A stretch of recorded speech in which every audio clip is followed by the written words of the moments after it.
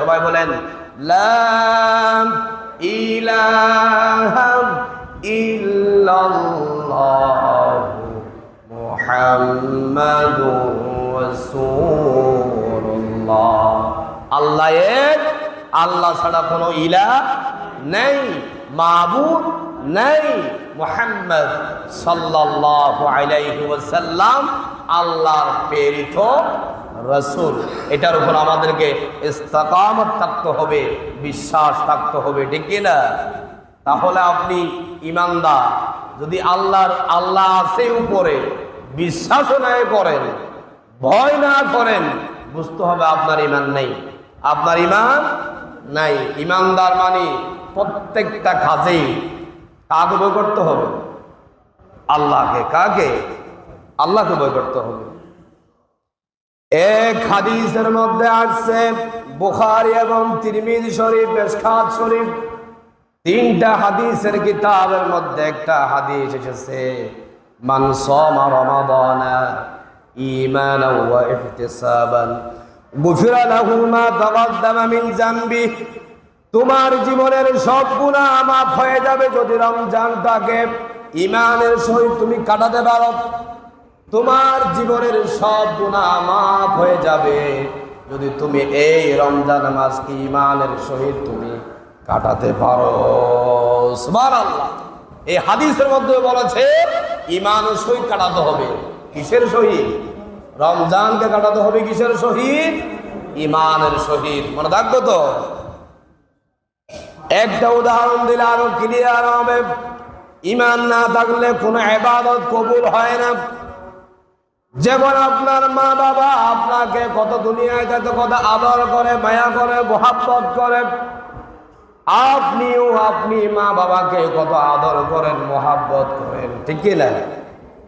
মা বাপ থাকলে মা বাপ সন্তানকে আদর করে, আর সন্তান মা বাবাকে আদর করে, এটাই তো স্বাভাবিক, ঠিক কি না? এখানে কোনো কি সন্দেহ আছে? সন্দেহ আছে? নাই।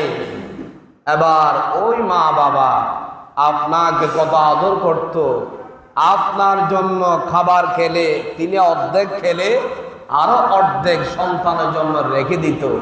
ওই মা বাবা যখন মারা যায় তখন ওই মা বাবাকে কেউ কি এত আদর করার পরেও তো কেউ বলে আমার মা বাবাকে দাফন করা যাবে না? একথাকে কি বলে?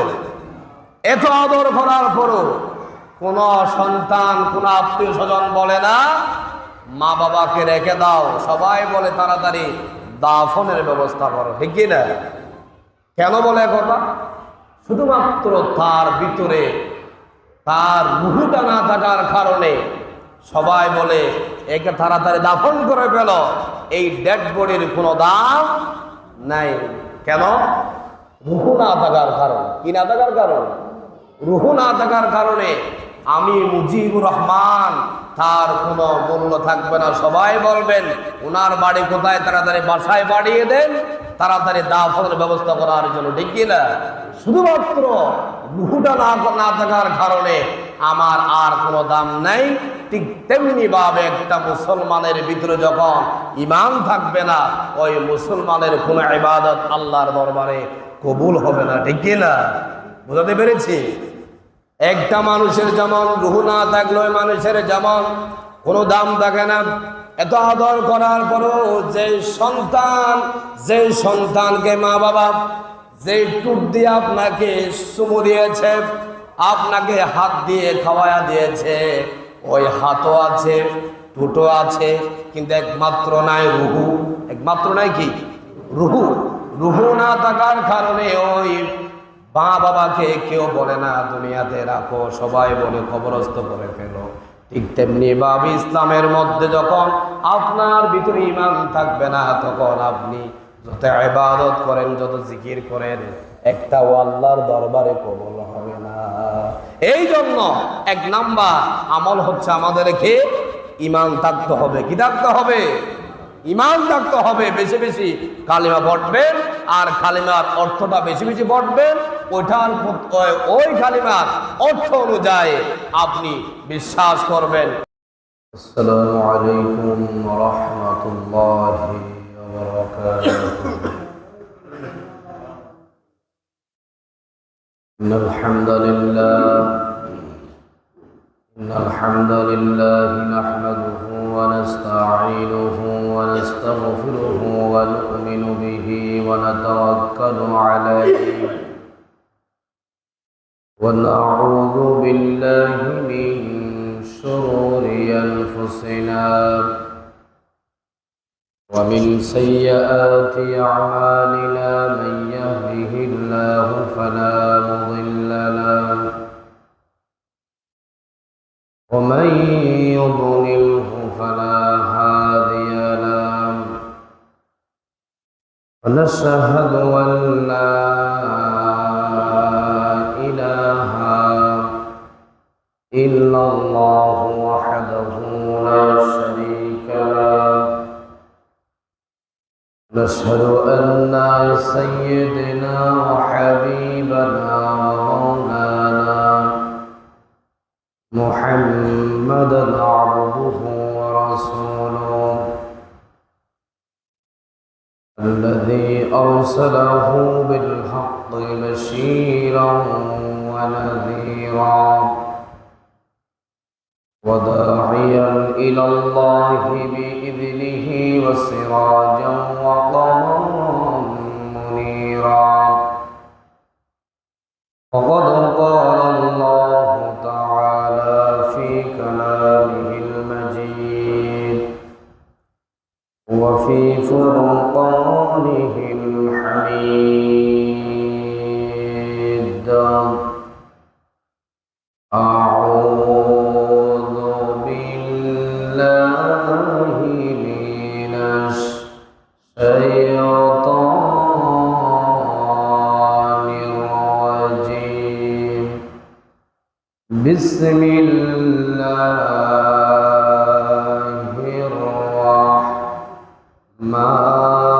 الرحمن الرحيم إن الله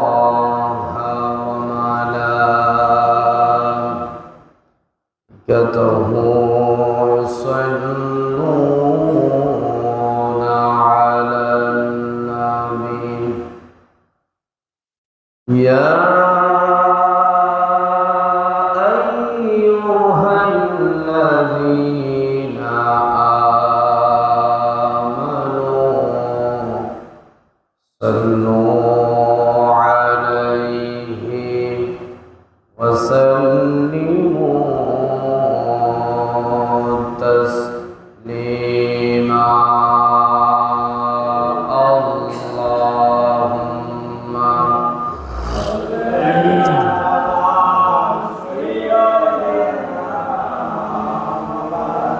وعلى آل سيدنا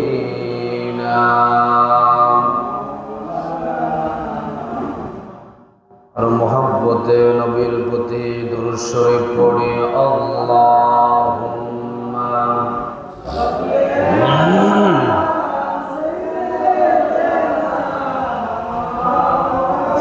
وعلى آل سيدنا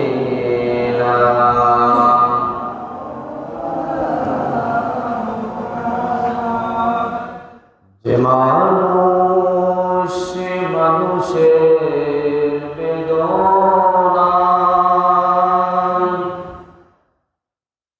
কেঁদেছিলেন আজীবন মদিনায় সেই মাটি সেই মানুষ যদি এত সুন্দর না জানি তাহলে তুমি কত সুন্দর কত সুন্দর আল্লাহুম্মা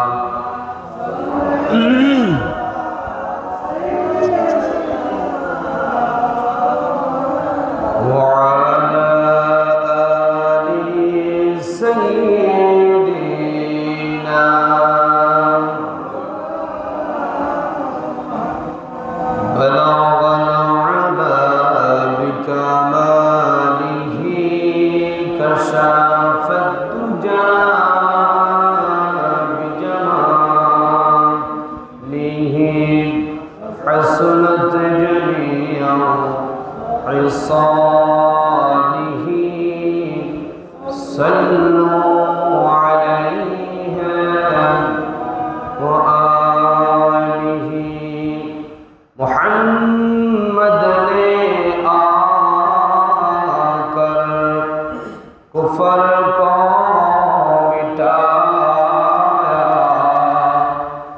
फर्क मिटा कर सदाकतों बताया बलागल औलम बिकमालिही कशाफत दूजा बिजमालिही हसनत जमीअ फिसालिही सल्लु अलैहि व आलिहि। अल्हम्दुलिल्लाह। ঐতিহ্যবাহী চরপার্বতী মুন্সিবাড়ি দরজা জামে মসজিদে উপস্থিত অত্র মসজিদে দায়িত্বশীল বৃন্দ আগত মুসল্লিয়ান কিরাম, সপ্তাহের শ্রেষ্ঠ দিন পবিত্র জুমার দিন আল্লাহ পাক সুবহানাহু ওয়া তাআলা আমাদেরকে মায়া করে ভালোবেসে মহব্বত করে শাবান মাসের আখেরি জুমা আল্লাহর ঘর মসজিদে আসার ও বসার আলোচনায় শামিল হওয়ার তৌফিক দান করেছেন। সেই জন্য সেই মুনিবের দরবার একবার অবনত চিত্তে হৃদয়ের আবেগ অনুভূতিকে উজাড় করে দিই। সিংহের মতো গর্জন করে একবার বলি আলহামদুলিল্লাহ। লক্ষ কোটি দরুদ ও সালাম পেশ করছি ওই মানবতার মুক্তির দিশায় সৈয়দুল মুরসালিন খাতামান নবিয়্যিন জনাব মুহাম্মদ রাসূলুল্লাহ সাল্লাল্লাহু আলাইহি ওয়াসাল্লামের উপর, যাকে আজ থেকে ১৫০০ বছর আগে নবী কিংবা রাসূল হিসেবে প্রেরণ করেছেন, যার পরে কোনো প্রকার নবী কিংবা রাসূল আসে নাই, এখনো নাই, কিয়ামত পর্যন্ত আসবে না। সম্মানিত উপস্থিতি মুসল্লিয়ানে কেরাম, আমি অসুস্থ, আমারও জ্বর, ঠান্ডা গলাটা বসে গেছে। অবশ্যই আপনারা বুঝতেছেন কথা বলতে কষ্ট হচ্ছে। তারপর আল্লাহ পাক রব্বুল আলামিন সংক্ষেপে এই শাবান মাসের শেষ জুমা রমজানের কিছু কর্মসূচি আলোচনা করবো। আমি বলছিলাম রমজানের কিছু কর্মসূচি, তার মানে আমল, যে আমলগুলার আমরা যদি এখন থেকে আমরা যদি অবগত হই, রমজান মাসটা আমাদের জন্য সুন্দরভাবে কাটবে, ঠিক কি না? রমজান আজকের দিনটা চলে গেলে আজকে মনে হয় চাঁদ দেখা যাবে বিদেশের মধ্যে, আমাদের থেকে তাদের মধ্যে একদিনে বেশ কম। আর আরবি মাসটা হচ্ছে ২৯, ইংরেজি মাসটা কি ২৮, ঠিক কি না? একদিন বেশ কম। এই জন্য আমাদেরকে শনিবার তারাবির নামাজ আদায় করতে হবে, ঠিক কি না? শনিবার যদি তারাবির নামাজ হয়, আজকের দিনটা চলে গেলেই তো আগামীকালকে আমাদের থেকে কি করতে হবে? তারাবির নামাজ আদায় করতে হবে। তো রমজান মাস আসলে আমাদের কিছু স্পেশাল কিছু আমল করতে হয়। যারা আবার মুমিন মুসলমান, তারা শুধু রমজানের দিকে তাকায় থাকে না, 12 মাসে তারা আল্লাহর গোলামি বন্দেগি করে। রমজান মাস হচ্ছে 12টা মাসের মধ্যে সর্বশ্রেষ্ঠ মাস। সর্বশ্রেষ্ঠ কি মাস? মুসলমানদের জন্য, মুমিন মুসলমানদের জন্য আল্লাহ পাক এটার চেয়ে পুরা বছরের মধ্যে বড় অফার আর কোনো মাসে রাখে নাই। এই জন্য রমজান মাসটা কিভাবে আমরা কাটালে আমরা আল্লাহ প্রিয় হতে পারবো, আমাদের জীবনটা সুন্দর হবে, আমাদের জীবনটা সুন্দর হবে, আমাদেরকে সেইভাবে কাটাতে হবে, ঠিক কিনা? আমরা অসংখ্য ইবাদত করি, অসংখ্য ইবাদত করি। তার মধ্যে গুরুত্বপূর্ণ একটি ইবাদত হচ্ছে সিয়াম। গুরুত্বপূর্ণ ইবাদত কি? সিয়াম। আল্লাহ রাব্বুল আলামিন কোরআন কারীমের মধ্যে কোন ইবাদতের কথা ডিটেইলস বলেন নাই, কিন্তু একটি ইবাদতের কথা আল্লাহ রাব্বুল আলামিন কোরআন কারীমের মধ্যে ডিটেইলস বলে দিয়েছেন। কন্যা সুবহানাল্লাহ। সেই ইবাদতের নাম হচ্ছে রোজা। সেই ইবাদতের নাম কি? রোজা সম্পর্কে, সাওম সম্পর্কে, সিয়াম সম্পর্কে পুরা একটা রুকু আল্লাহ রাব্বুল আলামিন আলোচনা করেছেন কোরআনে কারীমের মধ্যে। কন্যা সুবহানাল্লাহ। কষ্ট করতে পারেন, তাহলে আমরা নামাজ পড়ি। কোরআনের মধ্যে শুধু নামাজ কায়েম করো, নামাজ পড়ো, কিভাবে পড়বো, কয় রাকাত পড়বো, কোন সময় আদায় করব, এগুলো কোরআনে কারীমের মধ্যে কোনো জায়গা লেখা নাই। এগুলো আমাদেরকে শিক্ষা দিয়েছেন যিনি আমাদেরকে সুন্দর করে বুঝিয়ে দিয়েছেন, তিনি হচ্ছে সর্বশ্রেষ্ঠ শিক্ষক, নবী কুলের সম্রাট মুহাম্মদ রাসূলুল্লাহ সাল্লাল্লাহু আলাইহি ওয়াসাল্লাম। অন্যান্য ইবাদতের কথা আল্লাহ রাব্বুল আলামিন ডিটেইলস বলেন নাই, কিন্তু রোজার কথা কোরআনে কারীমের মধ্যে ডিটেইলস বলে দিয়েছেন। সুবহানাল্লাহ।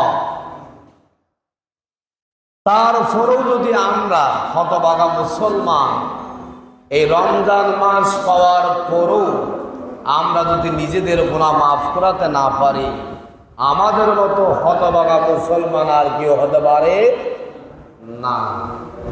আল্লাহ রাব্বুল আলামিন রমজান মাস দিয়ে তার মুমিন বান্দাদেরকে জান্নাতে যাওয়ার জন্য কি করে দেয়? সহজ করে দেয়। আমরা তো বুঝি না কোন ইবাদত করলে আল্লাহকে পাওয়া যাবে, আমরা সেই সহজ পথটা অবলম্বন করি না। আছে রে নেই? আছে। কেউ রোজা রাখে মানুষকে দেখানোর জন্য, আর কেউ রোজা রাখে আল্লাহকে সন্তুষ্ট করার জন্য, ঠিক না? আপনার আমার নবী মুহাম্মদ সাল্লাল্লাহু আলাইহি ওয়াসাল্লাম তিনি একদিন জুমার মধ্যে খুতবা দিচ্ছিলেন। কি দিচ্ছিলেন? জুমার মধ্যে খুতবা দিচ্ছিলেন। সেখানে হঠাৎ করে তিনি যখন প্রথম খুতবা শেষ করার পরে যখন বসলেন, তখন সেখানে তিনবার আমিন আমিন শব্দ বললেন। কয়বার? তিনবার। হাদিসটা এসেছে মিশকাত শরীফ এবং মুসনাদ আহমদ দুইটি কিতাবের মধ্যে হাদিসটা এসেছে। সুবহানাল্লাহ কন না? তো তিনবার যখন আমিন বলেছেন, তা আমিন বলার কারণটা সাহাবীরা বুঝতে পারেন নাই। সাহাবীরা বলতেছে নবী করিম সাল্লাল্লাহু আলাইহি ওয়াসাল্লাম কোনদিন তো এইভাবে খুতবা দেওয়ার সময় আমিন একেবারে তিনবার বলেন নাই, আজ তো কেন বললেন? প্রশ্ন আছে না নাই? আছে। তখন নামাজ শেষ করার পরে সাহাবীরা আল্লাহর নবীর কাছে গেল। কার কাছে গেল? আল্লাহর নবীর কাছে গেল। যাওয়ার পরে সাহাবীরা জিজ্ঞেস করেছে, ইয়া রাসূলুল্লাহ, ইয়া হাবিবাল্লাহ, প্রতি সপ্তাহে তো আপনার পিছনে জুমার নামাজ আদায় করি, কিন্তু আপনি আজকে যে তিনবার আমিন বলেছেন, এইরকম তো আমিন আমি কোনোদিন বলেন নাই, আর কোনোদিন বলেন নাই। আজকে হঠাৎ করে তিনবার আমিন বলার কারণটা আমরা জানতে চাই। আপনার আমার নবী মুহাম্মদ সাল্লাল্লাহু আলাইহি ওয়াসাল্লাম বলেছে, ও সাহাবীরা, তোমরা সত্যি সত্যি জানতে চাও নাকি? তোমরা যদি জানতে চাও, এটার ব্যাখ্যা বিশ্লেষণ জানতে চাও, আমি মুহাম্মদ সাল্লাল্লাহু আলাইহি ওয়াসাল্লাম তোমাদেরকে অবশ্যই বলবো। সুবহানাল্লাহ। নবী মুহাম্মদ সাল্লাল্লাহু আলাইহি ওয়াসাল্লাম সাহাবীদেরকে তিনবার আমিন বলার কারণ বলতেছে। নবী করিম সাল্লাল্লাহু আলাইহি ওয়াসাল্লাম বলছে, হে সাহাবীরা, যখন আমি খুতবা দিচ্ছিলাম তখন আমার কাছে জিবরাইল এসেছে। কে এসেছে? জিবরাইল এসেছে। জিবরাইল আসার পরে তিনি 3 শ্রেণী মানুষের জন্য বদদুয়া করে গিয়েছেন। কন্যা আল্লাহু আকবার। কয় শ্রেণী? 3 শ্রেণী মানুষের জন্য বদদুয়া করে গেছেন। তাহলে এরা কারা? এরা কারা? নবী করিম সাল্লাল্লাহু আলাইহি ওয়াসাল্লাম বলেছে, 1 নাম্বার হলো যারা রমজান পেল, রমজান পাওয়ার পরও নিজের গুনাহকে মাফ করাতে পারলো না, গুনাহগার থেকে গেলাম। আগের মতো যেভাবে গুনাহ করত, আল্লাহর নাফরমানির মধ্যে নিয়োজিত থাকত, রমজান মাসকে পাওয়ার পরও তারা একইভাবে তারা গুনার কাজ করতেছে, রমজানের সম্মান রক্ষা করতেছে না। তাদের মতো হতভাগা আল্লাহর বান্দাদের মধ্যে আর কেউ হতে পারে না। ওই বান্দারা ধ্বংস হোক। নাউজুবিল্লাহ। কাদেরকে বদদুয়া দিয়েছেন? 1 নাম্বার, রমজান মাস পেল, রমজান মাস পাওয়ার পরে নিজের গুনাহ মাফ করাতে পারে নাই, সে আগের মতো খাসলতে রয়ে গেছে, ইফতিদিনের মধ্যে রয়ে গেছে, বেদাত কাজের মধ্যে তিনি রয়ে গেছে, 2 নাম্বারি কাজের মধ্যে তিনি আগের মতো রয়ে গেছে। তাহলে আল্লাহ নবী বলেছেন ওই ব্যক্তি ধ্বংস হোক। বলেছেন কে? আল্লাহ। কন্যা সুবহানাল্লাহ। আল্লাহ এবং আল্লাহ রাসূলের কথাই কোনোদিন মিথ্যা হতে পারে? মিথ্যা যারা নিজেরা সন্দেহ করবে তাদের তো ঈমান নেই, ঠিক কি না? আমাদেরকে নবীর হাদিস এবং আল্লাহর কথা বিশ্বাস করতে হবে। মনের মধ্যে কোনো ধরনের কার্পণ্যতা, সন্দেহ রাখা যাবে না। আতিউল্লাহ ওয়া আতিউর রাসূল, আল্লাহ এবং আল্লাহ রাসূলের ইতাআত করো, আনুগত্য করো, সেখানে কোনো ধরনের সন্দেহ করা যাবে না। তাহলে 1 নাম্বার বলেছি, কাদের জন্য বদদুয়া করলেন? রমজান মাস পেল, রমজান মাস পাওয়ার পরে কান্নাকাটি করে, ইবাদত করে আল্লাহর কাছে আমরা অপরাধী সাব্যস্ত করে নিরপরাধ হিসাবে সেখান থেকে আমরা আসতে পারলাম না, আমাদের জন্য বদদুয়া করেছেন, ঠিক না? এই জন্য আমাদেরকে রমজান মাস পাওয়ার পরে সেটার কদর, সেটার গুরুত্ব মুসলমান হিসাবে আমাদের বুঝতে হবে, আমাদের বুঝতে হবে। বেদরুমীদের দরকার নেই। তারা যদি হেদায়েত প্রাপ্ত হয় কালিমা পড়ে আসবে, আর যদি হেদায়েত প্রাপ্ত না হয় তাদের ওই ধর্মের মধ্যে থাকবে, কিন্তু মুসলমানদেরকে বাধ্যতামূলক মানতে হবে। 2 নাম্বার, নবী করিম সাল্লাল্লাহু আলাইহি ওয়াসাল্লাম বলছেন 2 নাম্বার বদদুয়া করলেন। আল্লাহ নবী বলেছেন আমার উম্মতদের মধ্যে যারা মা বাবা পেল, মা বাবা পাওয়ার পরও মা বাবাকে সন্তুষ্ট করতে পারল না, মা বাবার অভিশাপ দিয়ে দুনিয়ার জমিন থেকে ওই মা বাবা বিদায় হয়ে গেল, ওই সন্তানের উপরে আল্লাহ বদদুয়া করেছেন ধ্বংস হোক, এই কথা বলেছেন। আল্লাহু আকবার। 2 নাম্বার কাদের জন্য বদদুয়া করেছেন? যারা মা বাবাকে ফেল, মা বাবার খবর বুঝলো না, মা বাবার সাথে বেয়াদবি করেছে, তাদের সাথে অন্যায় অবিচার করেছে, ওই ব্যক্তিদের ধ্বংস হোক কথা বলেছেন কে? মুহাম্মদ সাল্লাল্লাহু আলাইহি ওয়াসাল্লাম। এখন কয় শ্রেণী গেল? 2 শ্রেণী গেল। কথাগুলো বুঝতে হবে। আজকে আমি নিজেও বুঝতেছি না ভিতরের আওয়াজটা কিরকম হয়ে গেছে, সেটিংটা লড়ে গেছে মনে হয়, আওয়াজটা একদম বোঝা যাচ্ছে। এরপরে 3 নাম্বার বদদুয়া করেছেন আমার নবীর নাম শোনার পরে যারা দরুদ পড়ে না, তারা কি পড়ে না? দরুদ পড়ে না, তাদের জন্য বদদুয়া করে গেছেন। আল্লাহু আকবার।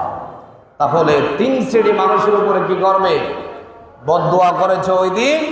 এক শ্রেণী হলো রমজান মাস পাওয়ার পরে নিজের গুনাহ মাফ করাতে পারে নাই, উনি ধ্বংস হোক।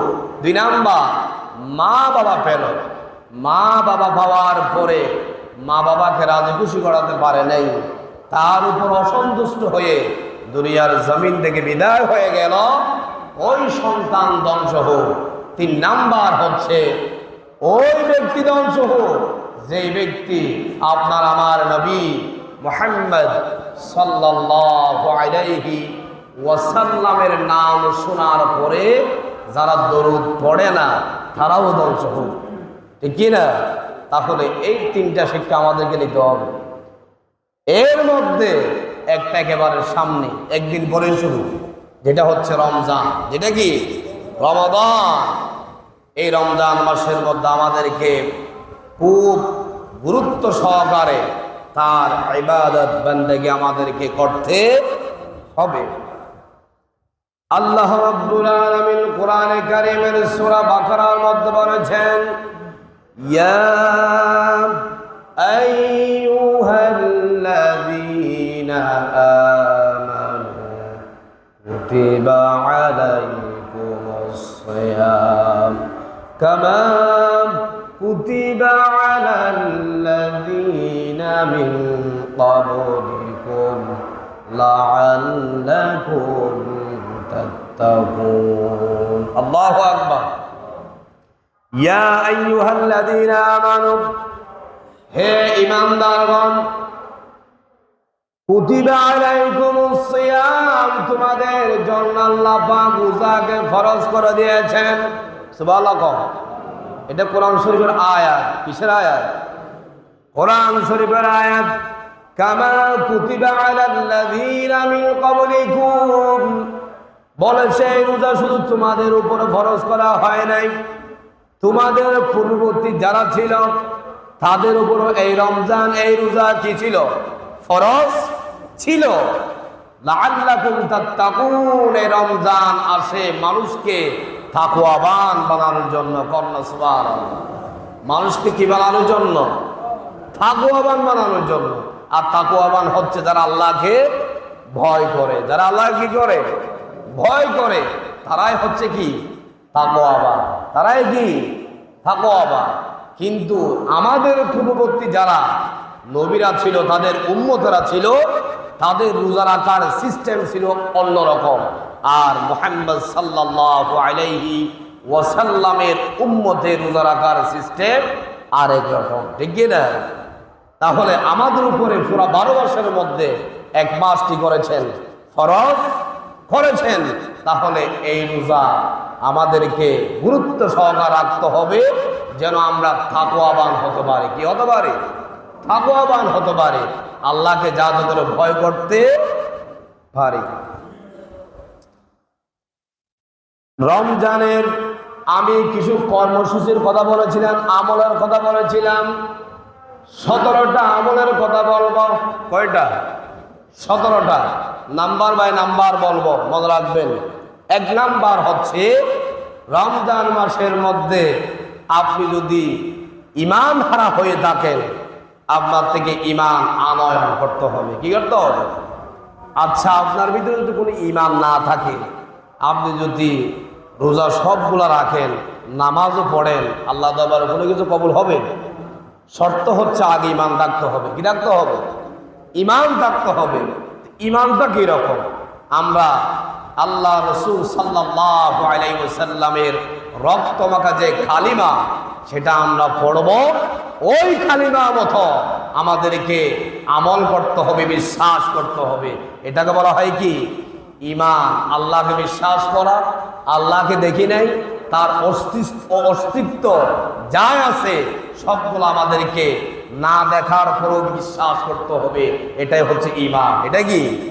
ঈমান। আজকেও আমরা ঈমানটা এনে ফেলি, কারো কারো যদি চলে যা, আজকে আমরা আবারও নতুন ভাবে ঈমানদার হয়ে যায়। সবাই বলেন লা ইলাহা ইল্লাল্লাহ মুহাম্মাদুর রাসূলুল্লাহ। আল্লাহ এক, আল্লাহ ছাড়া কোনো ইলাহ নেই, মাবুদ নেই। মুহাম্মদ সাল্লাল্লাহু আলাইহি ওয়াসাল্লাম আল্লাহর প্রেরিত রাসূল। এটার উপর আমাদেরকে ইস্তিকামত থাকতে হবে, বিশ্বাস থাকতে হবে, ঠিক কি না? তাহলে আপনি ঈমানদার।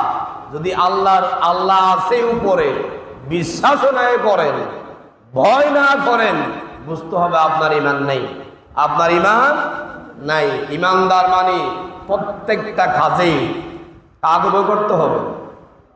আল্লাহকে। কাকে? আল্লাহকে ভয় করতে হবে। এক হাদিসের মধ্যে আসছে, বুখারী এবং তিরমিজি শরীফ, মিশকাত শরীফ, তিনটা হাদিসের কিতাবের মধ্যে একটা হাদিস এসেছে, মান সামা রমাদানা ঈমানান ওয়া ইহতিসাবান গুফিরা লাহু মা তাকাদ্দামা মিন যামবি। তোমার জীবনের সব গুনাহ মাফ হয়ে যাবে যদি রমজানটাকে ঈমানের সহিত তুমি কাটাতে পারো। তোমার জীবনের সব গুনাহ মাফ হয়ে যাবে যদি তুমি এই রমজান মাসকে ঈমানের সহিত তুমি কাটাতে পারো। সুবহানাল্লাহ।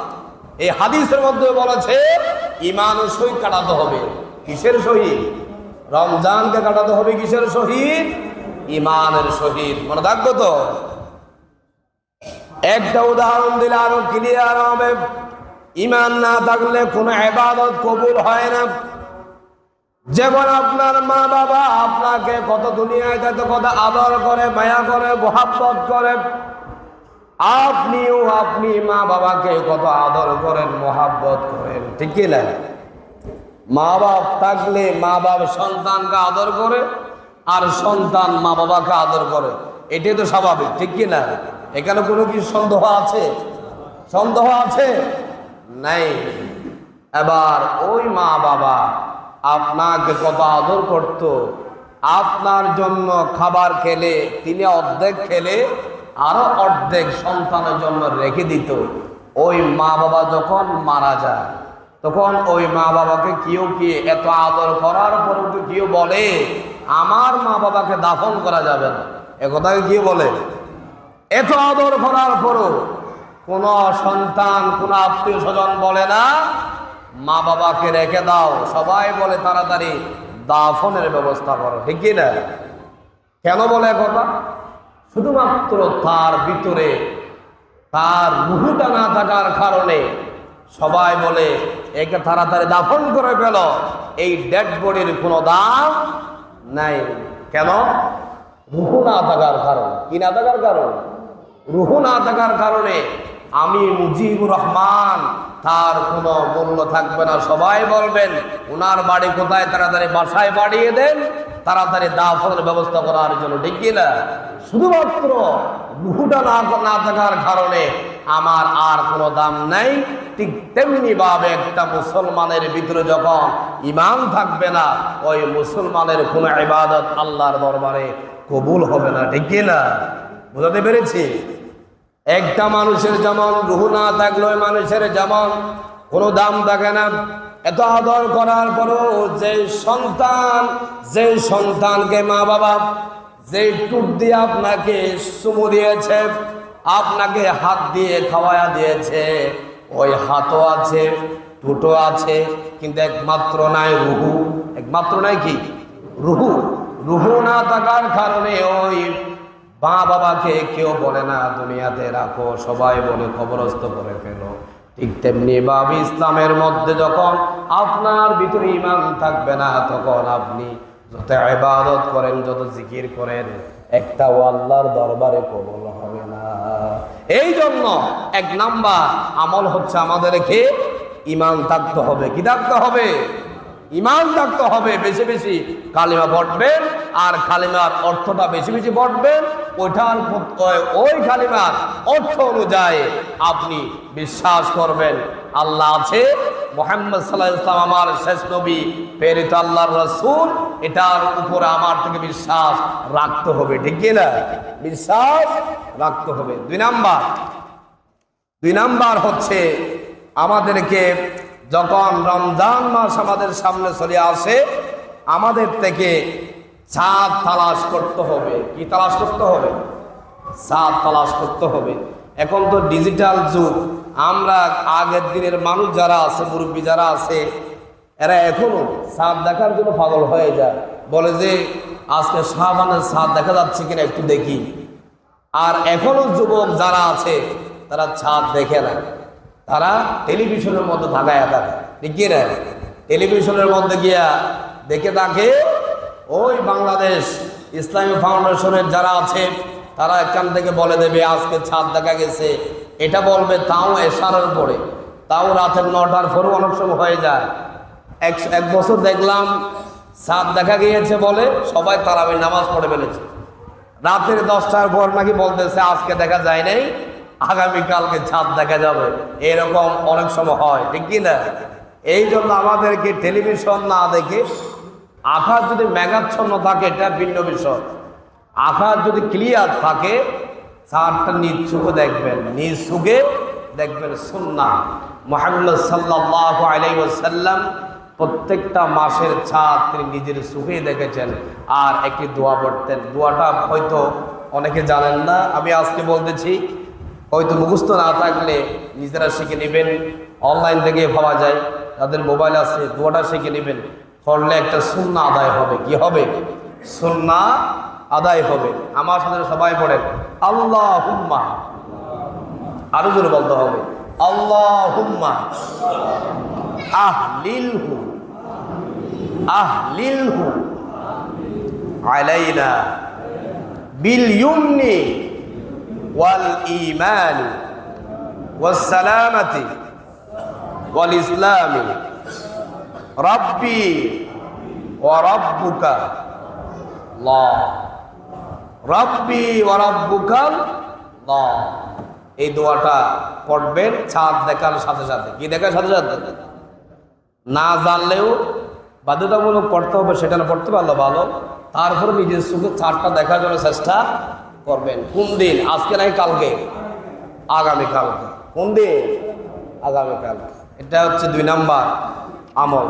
3 নাম্বার আমল হচ্ছে রমজান মাস যেহেতু সামনে, আমরা যখন চাঁদ দেখি আমরা তারাবির নামাজ আদায় করি। কি করি?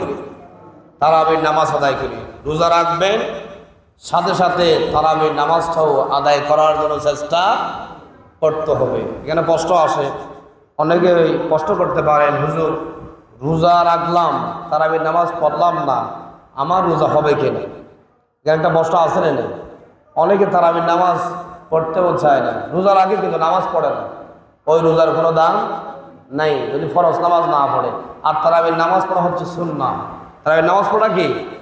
রোজা রাখা ফরজ। রোজা রাখা কি? ফরজ। বাইচান্স যদি কোনো সমস্যা হয়ে যায়, পড়তে না পারেন, কোনো সমস্যা হবে না। যদি স্বইচ্ছায় নামাজ ছেড়ে দেন তাহলে সমস্যা আছে। স্বইচ্ছায় ছেড়ে দেওয়া যাবে না।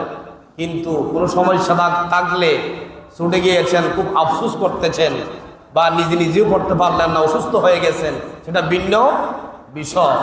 তারপরে কিন্তু আমাদেরকে প্রত্যেকটা সাহাবীরা এই সুন্নাত আদায় করেছে, রাসূলুল্লাহ ইসলামের এই সুন্নাহ, তাহলে আমাদেরকেও আদায় করতে হবে।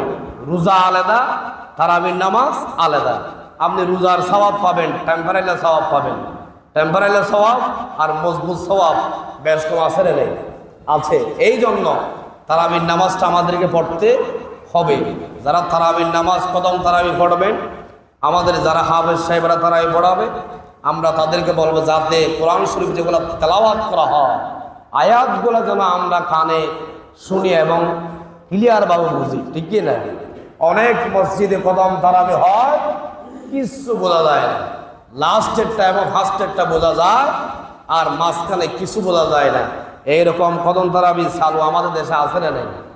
আছে না নেই? আছে। কোনো লাভ হবে না। কোরআন শরীফ বুঝতে হবে, এমনভাবে পড়তে হবে যে শব্দটা টাচ করে আপনার থেকে প্রত্যেকটা শব্দ কানে শুনতে হবে।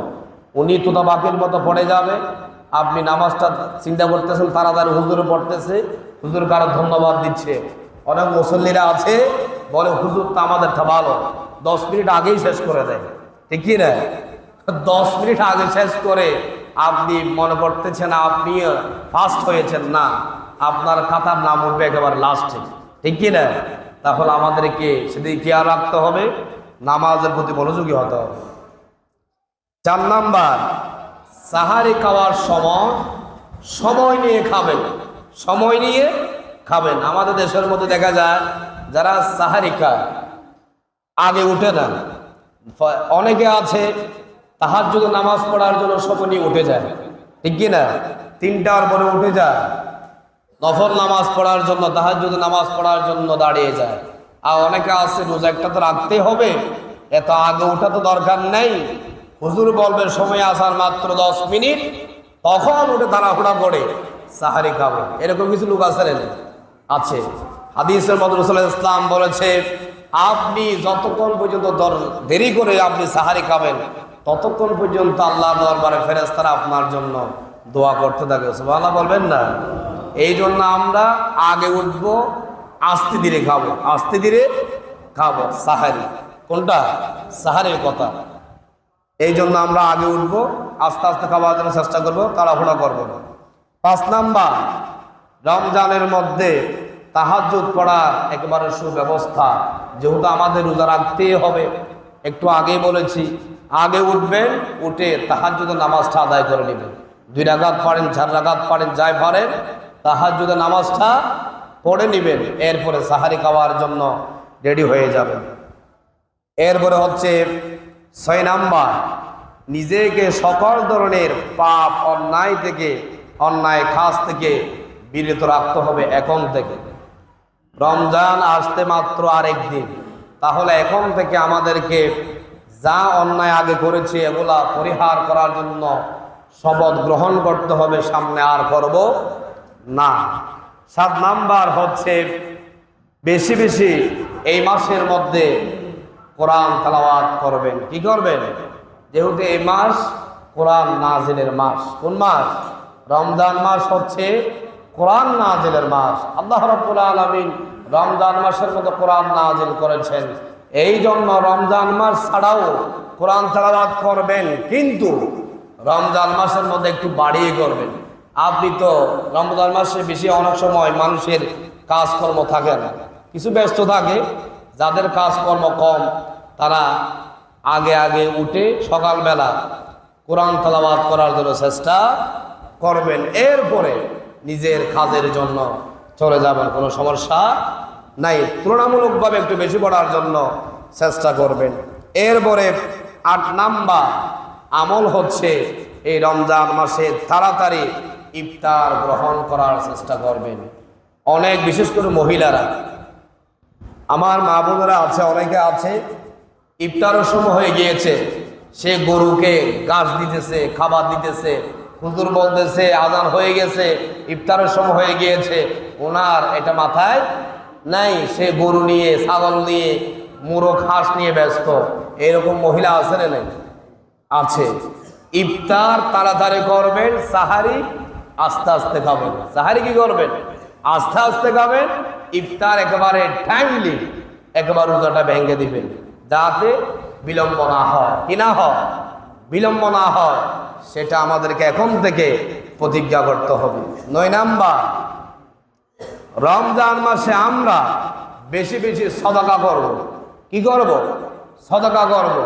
অনেক মানুষ আছে যাকাত ফরজ হয় না, মোটামুটি যে টাকাগুলো আছে তার সংসার ভালো করে চলে, আপনিও দান করবেন, হালকা যা পারেন সামর্থ্য অনুযায়ী সদকা দান সদকা করার জন্য চেষ্টা করবেন। গরিব এতিম মিসকিনদেরকে শুধু যাকাত ফরজ হলে আপনি দান করবেন, অন্যথায় আপনি দান করবেন না, সেটা হতে পারে না। এই জন্য আমাদেরকে প্রতিবেশীদের পাশে দাঁড়াতে হবে, গরিব এতিম মিসকিনদের সাহায্যে আমাদেরকে হাত বাড়িয়ে দিতে হবে। ঠিক না?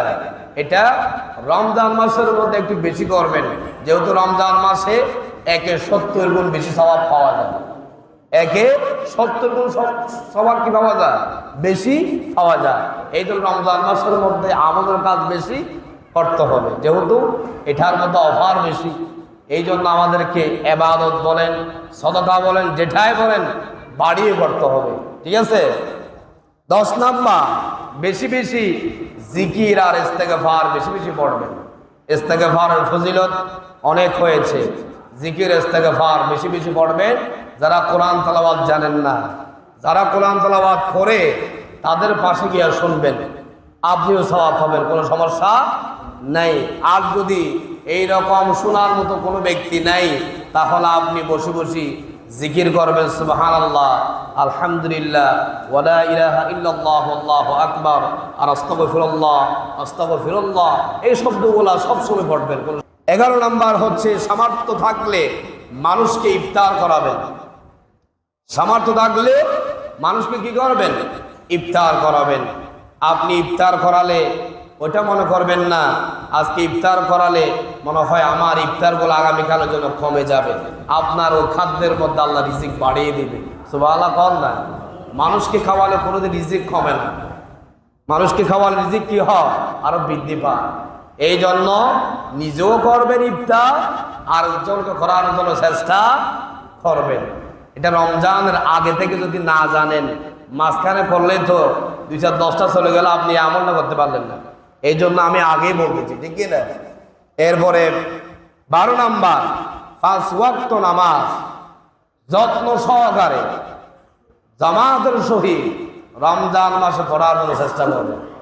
5 ওয়াক্ত নামাজ যাতে করে অলসতায় শয়তানের পরিচনায় পড়ে একা একা যাতে পড়তে না হয়, সেটা মনের মধ্যে এরাদা করতে হবে। আমি যদি অসুস্থ না হয়, শরীর যদি সুস্থ থাকে, আমি রমজান মাসের মধ্যে 5 ওয়াক্ত নামাজ জামাতের সহিত আদায় করব। আর আমার মা বোনেরা যথাসময়ে আদায় করবে। মা বোনদের কাজ হচ্ছে কি? যথাসময়ে আদায় করা, বিলম্ব যাতে না হয়। 13 নাম্বার, এই রমজান মাসের মধ্যে ফরজ ইবাদতের পাশাপাশি নফলকেও কি দিতে হবে? প্রাধান্য দিতে হবে। নফল নামাজ বেশি বেশি পড়বেন রমজান মাসের মধ্যে। 14 নাম্বার হচ্ছে রমজানের শেষ দশকে বেশি বেশি ইবাদতের প্রতি আমাদেরকে মনোযোগী হতে হবে। কেন হতে হবে? এই আলোচনার সামনে আসবে। কদরের রাত যেটা আমরা বলি, বেজুর রাত, এটার আলোচনার সামনে আসবে বিস্তারিত। 15 নাম্বার, রমজান মাস সামনে। এ মাস রমজান মাসের মধ্যে আমি ইতিকাফ করব, এখন থেকে প্রিপারেশন নেবেন। যারা ইতিকাফ করবেন এখন থেকে নিতে হবে, প্রস্তুতি নেবেন মানসিকভাবে, ঠিক কি না? তারপর আল্লাহ পাক আপনাকে আল্লাহ কবুল করলে আপনি ডুবতে পারেন, কোনো সমস্যা নেই। এরপরে 16 নাম্বার, রমজান শেষ দশকে বেজুর রাতগুলো আমাদেরকে তালাশ করতে হবে। একটু আগে যেটা বলেছি, এগুলো আমরা সামনে আলোচনা করব। এরপরে 17 নাম্বার, একদম লাস্ট যে আমলটা হচ্ছে কোরআন নাজিলের মাসকে কোরআন শেখার মাস হিসাবে আমাদেরকে নির্ধারিত করতে হবে। অনেক মসজিদে কোরআন যারা জানে না তাদের জন্য কোরআন শেখার ব্যবস্থা করে রমজান মাসে। তো আপনারাও যদি এলাকাবাসী চান, সবাই যদি একমত হন, এখানে ইমাম সাহেব আছে, মুয়াজ্জিম সাহেব আছে, তাদেরকে বলবেন আমাদেরকে 1 মাস বৃদ্ধ ছোট যারা আছে সবাইকে 1 ঘন্টা করে টাইম দেন। আমরা তো আগে শিখতে পারি নাই, এখন যদি আপনারা একটু আমাদেরকে নিয়ে কষ্ট করেন, আমরা হয়তো 2-1টা সূরা, একটা আয়াত শিখতে পারবো। কোরআন শিক্ষা এটা গ্রহণ করতে হবে মুসলমান হিসেবে। যদি আপনারা পারেন নাই যারা, আমরা হতভাগায় মনে করতে হবে।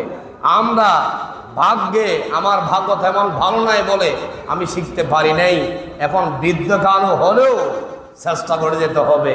আল্লাহ তো আছে উপরে, আমার বান্দা তো চেষ্টা করেছিল, তারপরেও পারে না, কোনো সমস্যা নাই। আপনি যদি চেষ্টাও না করেন, তাহলে সেই দিন আল্লাহ আদালতে আসামি হয়ে যাবেন। তোমার তো বান্দা এই আমল নামার মতো সব গুনাই দেখতেছি, আপনি বলবেন আমি তো এগুলা জানি না, কোরআন হাদিস জানি না, আমি কেমনে ইবাদত করব? আল্লাহ তো তখন বলবে শিখার জন্য সামনে তো হুজুররা ছিল, শিক্ষক ছিল, তোমার শিখার আগ্রহ ছিল না, এই জন্য তুমি শিখতে পারো নাই। এই জন্য আমাদেরকে কোরআন শিক্ষা এই রমজান মাসের মধ্যে করার জন্য চেষ্টা করতে হবে। যারা পারি না, হুজুরদের শরণাপন্ন হবেন, এসে তাদেরকে বলবেন আমাকে একটা লাইন বাতিয়ে দেন, একটা সূরা আমাকে বাতিয়ে দেন। আর আমি যে সূরাগুলো জানি এগুলো শুদ্ধ হচ্ছে কিনা শোনাবেন, ভুল হলে শুধরাইয়া দেবে হুজুর, কোনো সমস্যা নাই। অনেকে লজ্জা পায়, আমি যদি এই বয়সে সূরাটা ভুল পড়ি, হুজুর আমাকে মনে হয় 2-10 জন লোকের সামনে শরম দিবে, এই চিন্তা করতে আপনি যদি না শিখেন আপনার সব ইবাদত ব্যর্থ হবে। কি হবে? ব্যর্থ হয়ে যাবে। এই জন্য আমাদেরকে যখন শিখার সময় আছে শিখতে হবে, ঠিক কিনা? যে 17টা আমলের কথা বলেছি, রমজান আসার আগে যদি আমরা প্রত্যেকটা আমল করতে পারি তাহলে আমি সফল। আমি কি সফল? এই কর্মসূচি যে 17টা আদায় করবেন, আপনার রমজান আপনি এমনভাবে আদায় করেছেন, আল্লাহ পাক সুন্দর করে ফেরেশতাদেরকে স্বাগতম জানে আল্লাহর কাছে আপনার ইবাদতগুলো কি করবে? পেশ করবে। সুবহানাল্লাহ কম না? এই জন্য আমাদেরকে এখন থেকে নিয়ত করতে হবে, রমজান মাসটা কেমনে কাটালে সুন্দর হবে, কেমনে আমি এই কাজটা করলে আল্লাহ প্রিয় হতে পারবো, সেটা এখন থেকে আমাকে এরাদা করতে হবে। কি করতে হবে? এরাদা করতে হবে, নিয়ত করতে হবে। আমার আলোচনা আমি আর বাড়াবো না, সংক্ষেপে যেগুলা বলেছি আমলগুলা আমরা এই আমলগুলা করার জন্য চেষ্টা করব।